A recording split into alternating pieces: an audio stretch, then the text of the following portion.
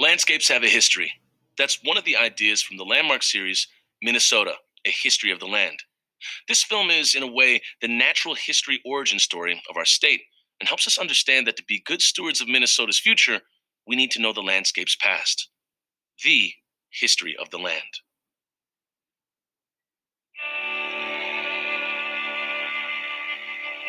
A third of the state was grassland. 20,000 square miles of Minnesota was grassland. And today, most of it's gone. It's hard to know a landscape when that's all that remains of it.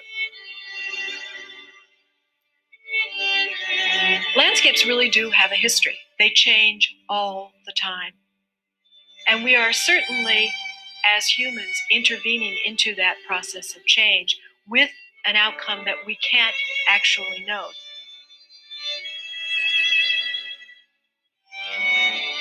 And it matters enormously whether you are an Indian person seeing a landscape that is home to grazing herds of bison and see that as the sustenance of your community's being. And contrast that with thinking of the same landscape as a great inland empire, the hinterland of a great growing city. What happened at St. Anthony Falls changed the entire region's landscape. Minnesota's history is written on its landscapes and by them. From the ancient people who carved these petroglyphs more than 5,000 years ago to today's asphalt nomads, Minnesotans have been shaped by the landscapes they live in and in turn have changed these landscapes, often beyond recognition. And the dilemma we face is that these forces of ours upon the world are getting rid of the very resources upon which we built this society that we have. In the transformation of the Minnesota landscape, much has been gained and much has been lost. This series uses the lessons of the past in weighing our choices for the future. The stories that follow are pieces of a larger tale, as epic as human history itself.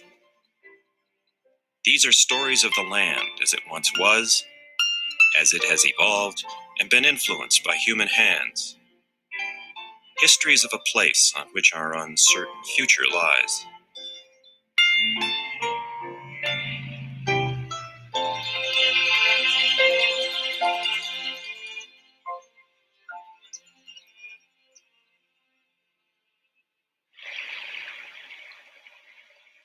To truly understand the landscape west of Lake Superior, one must understand the creative power of moving and melting ice. Beginning some 2.4 million years ago, the Earth's climate began to grow cold, and then to enter a cycle of cooling and warming that has lasted to this day. Year-long winters in northern Canada produced snows that accumulated into compacted ice sheets, miles thick in places. Sheer weight sent them south in repeating cycles of advances and retreats. About 16,000 years ago, the glaciers again began to melt, revealing a barren and forbidding landscape. The melting glaciers left enormous lakes of frigid meltwater, raging ice-choked rivers. It must have been horrendous. The water was cold, the rocks were raw and tumbled in great moraines. Huge animals wandered the landscape.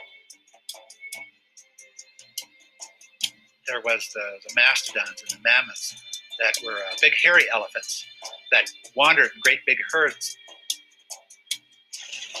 As the climate warmed and the glaciers melted, the landscape changed dramatically. Over the next 14,000 years, a series of different plant communities marched across Minnesota. Pine moved in from the east. Deciduous forest from the south. As the climate dried out, prairie swept into the region. 5,000 years ago, the weather became cooler and wetter, sending the forest back west while the prairie retreated, leaving Minnesota blanketed with 3 rich biomes.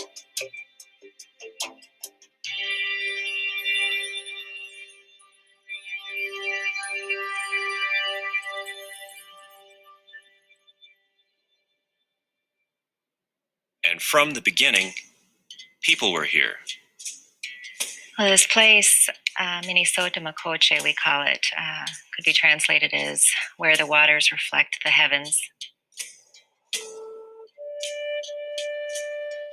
So this area or this land, we have a relationship that is really thousands and thousands of years old with it.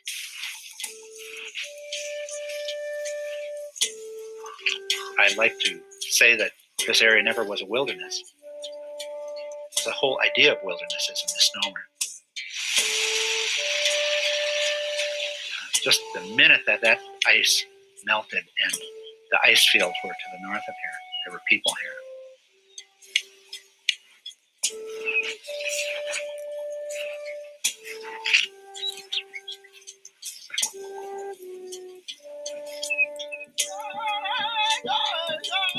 They had rankings, societies made up of all kinds of specialties.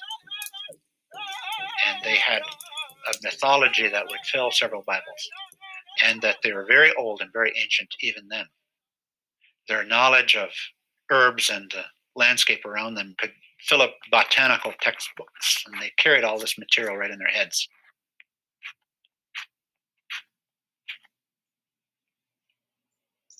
Acutely aware of how natural systems worked, they knew how to manipulate elements of their constantly changing environment, not only to survive, but to prosper. One such element was fire. Native Americans frequently used fire for many, many purposes. They saw that it was a part of nature, that it in fact recycled nutrients, promoted lots of plant growth, which then attracted lots of game animals. But fire wasn't the only way in which Native Americans shaped the land around them. By the 1700s, both the Dakota and Ojibwe who made their homes here were shaping the land in significant ways. We had our hand on that land.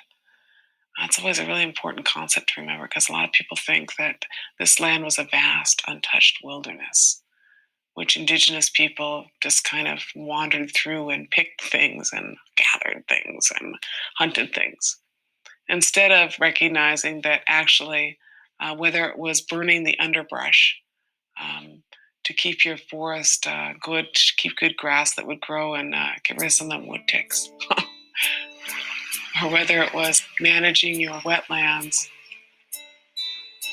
your beaver populations, managing your water levels for your wild rice crop, our community heavily interacted with our land traditionally.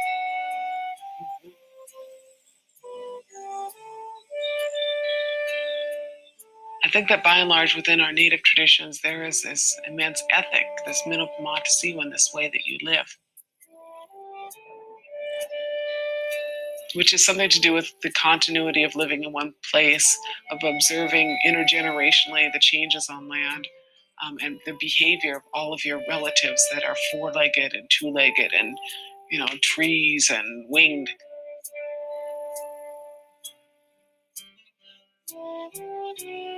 You are very cognizant of your behavior as a part of a whole, and the ramifications of your behavior in that bigger picture, and that if you're going to live there for 10,000 years, you better figure that out.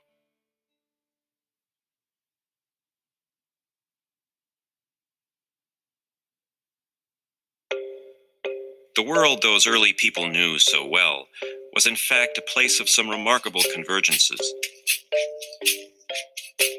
Here, near the heart of the North American continent, was a place where the level, treeless plains of the west met the rolling, wooded hills of the east.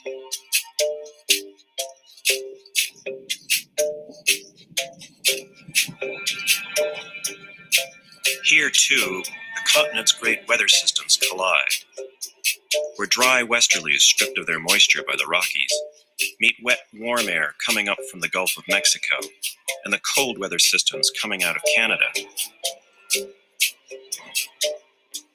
It's a collision that makes for a place drier and warmer to the southwest, wetter and cooler to the northeast. Climatic conditions critical to what can grow here. Minnesota is at the meeting place, if you will, of these three major ecological systems. We call them biomes. The prairie of the mid-continent, the great eastern deciduous forest, and the mixed northern forest of pine and hardwoods, all converge in Minnesota.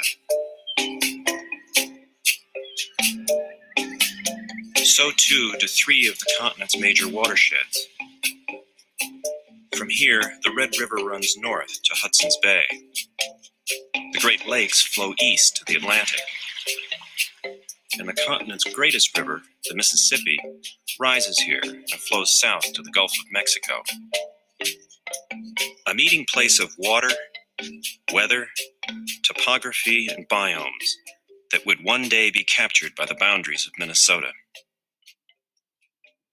I think one of the really remarkable things about Minnesota is precisely that it sits on so many key boundaries that define the mid-continent of North America. An ecological crossroads that by the 1600s became a cultural crossroads as well, as humans vied for the resources of the area, a process that profoundly changed the ecological landscape itself, and one that continues to this day.